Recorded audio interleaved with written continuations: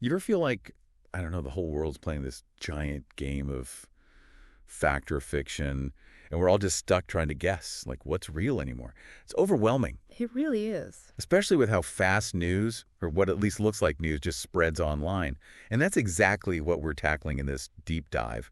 How do you even know what's true in a world where, honestly, technology can manipulate, well, practically manipulate reality itself? Yeah. It's kind of a wild ride ahead of us today. Buckle up. Starting with something that feels, ripped straight from the headlines. Yeah. Another attempted assassination of former president. Right. Former President Trump this time. Yeah. It really makes you question where we go from here. Yeah, the state of things, for sure. Where do we even go from here? And it's not just physical threats, right? Mm-hmm. It's the digital age, the age of AI, where things get really, really tricky. Absolutely. Case in point. Yeah. California just passed this whole law, this whole thing about deepfakes in political campaigns. Yeah, it's interesting, isn't it? Now, if you're not like fluent in tech, don't worry, we'll break it down. But just imagine someone could just create a video or audio of a politician that looks and sounds so real. Totally. But it's totally made up. Scary stuff. It's wild. And then, and just when you thought it couldn't get any weirder, we got this whole story about a bomb threat at a Trump rally that, well, turned out to be totally fake. Right. But hold on, because here's where things get really interesting. We're also going to be talking about the Titan submersible tragedy. Right. Yeah. I know we all remember how that ended, sadly. Yeah. But what's so fascinating here is that there was this whole viral story about the crew's last moments that turned out to be completely made up. Totally. Yeah. So what do all these things have in common? What does an assassination attempt, deep fakes, a fake bomb threat, and the Titan sub all have in common? I mean, at first glance, it seems kind of random, but It does seem random. But they all highlight how easily we can be misled, especially in the digital age. Let's circle back to that Titan submersible thing for a sec. Yeah. As tragic as the event itself was, it's what we learned afterwards that really drives home the point of all this, Right. Remember the thing about the transcript? The one that Yeah. supposedly revealed the crew's final moments. Right. Where they knew they were doomed. Right, like that whole narrative. And spent their last moments in this agonizing, terrifying ascent. Chilling. Yeah. Well, turns out totally made up. Yeah, it's a classic example of, how misinformation, especially when it taps into our deepest fears, That's scary. spreads like wildfire, That's scary. And the Coast Guard, that they did a whole investigation. Right. They concluded that the implosion itself was instantaneous. The crew had no idea what hit them. Which, it just makes you think. Right? Yeah. How often are we just accepting these captivating narratives without questioning them at all? We get caught up in the emotion, the drama. Yeah. And we forget to just be hold on a second, is this even true? Absolutely. We get so caught up in the story that we forget to fact check and all that. And that tendency to just accept stuff is even more concerning now, right, in the age of AI. Oh, absolutely. Yeah. Which brings us to those deep fakes we were talking about. Right. California's brand new law against using them in political campaigns. Now, for anyone listening who's not a tech, whiz. Right. What exactly is a deepfake? Can you break that down for us? Yeah. So imagine a world where seeing is no longer believing. That's essentially what we're dealing with here. Whoa. Deepfakes, they're essentially hyper-realistic counterfeits of audio, video.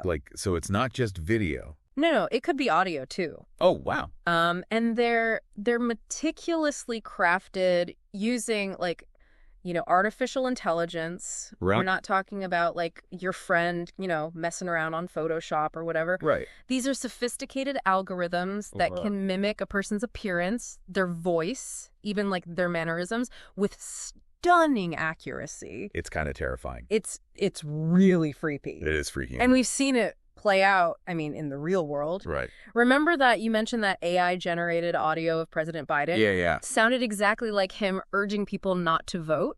Right. Which obviously never said. Right. But for those who heard it, it seemed legit, you know? Totally. And that's the thing about deepfakes, right? They're so dangerous because they erode the very foundation of trust. Right. When we can no longer be certain if what we're seeing and hearing is authentic, how can we possibly make informed decisions? Yeah. Especially about something as crucial as, like, an election, right? Like the ground is shifting beneath our feet and we're trying to find our footing Yeah, you got it, in this new reality. Exactly. And that's what this California law is trying to grapple with. Right. Right? It's an attempt to deal with this new reality, but of course not without its critics. That Right? way? Sure, yeah. There are valid arguments on both sides. Right. On one hand, you've got folks who say banning deep fakes, at least in political campaigns, is essential for protecting democracy. They argue that allowing these convincing fakes to just spread could, like, irrevocably damage the integrity of elections. Right. Which, yeah, no, that's a scary thought. Totally. But then there's the other side of that coin. Yeah, exactly.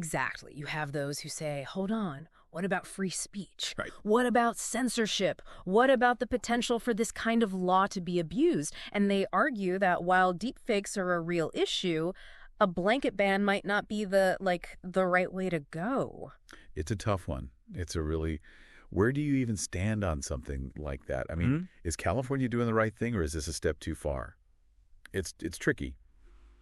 Something to think about, I guess, as we move to our final story here. Okay. The false bomb threat at a Trump rally. So picture this. Trump rally, Long Island, tensions are already, running a little high, and then boom, this rumor about a bomb threat starts going around. Well, it spreads like wildfire online, right? Even shared by some pretty big names. Elon Musk, Marjorie Taylor Greene. Wow. Turns out the whole thing started from a false report. Yeah. Someone at the rally, maybe a misunderstanding, who knows? But point is, there was no bomb. And it's like, even though there wasn't an actual bomb, right, the damage was done. Like you said, it spread like wildfire, right? Yeah. This rumor. And because of that, because of the internet and how quickly things can, explode and amplify. Totally. It created this climate of fear and uncertainty. It's crazy, right? And it makes you wonder, like, how responsible are WE being when we share things online? Because, even if that person, the one who made that initial report, even if they weren't, like, trying to cause mass panic, the ripple effect is still there. Absolutely. And, it's funny you should mention that because it reminds me of... thing. Exactly. Like, even though one started with a false report and the other was... well, a completely made-up story, right, the impact is the same, whether it's some big, elaborate story designed to, make people angry or scared, or just a simple misunderstanding. Right. The consequences are real. It can be really damaging, yeah. And it just brings it all back to us, like... As people just living in this world, right? Think about how much information you take in every single day. Oh, it's constant. It's constant from news websites to social media. Even podcasts like this. Mm-hmm. So how do we even navigate this? How do we become smart about what we're actually consuming and then sharing with other people? Honestly, I think it starts with just being aware, like recognizing that not everything you see or hear is the truth. Right. Or even meant to be the truth, Yeah. Question your sources.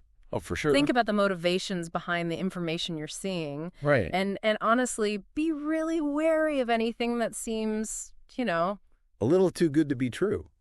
Yeah, or a little too confirming of your existing beliefs. Like if it just slots in perfectly, be a little suspicious. You know what I mean? It's like we need to cultivate a healthy sense of skepticism. Exactly. Not cynical, but skeptical. Right. Not about everything, but... Right, exactly, because we don't want to be distrusting of absolutely everything. But we do want to be, approaching things with a critical eye, especially now when it's so easy to manipulate what we see and hear, It's true.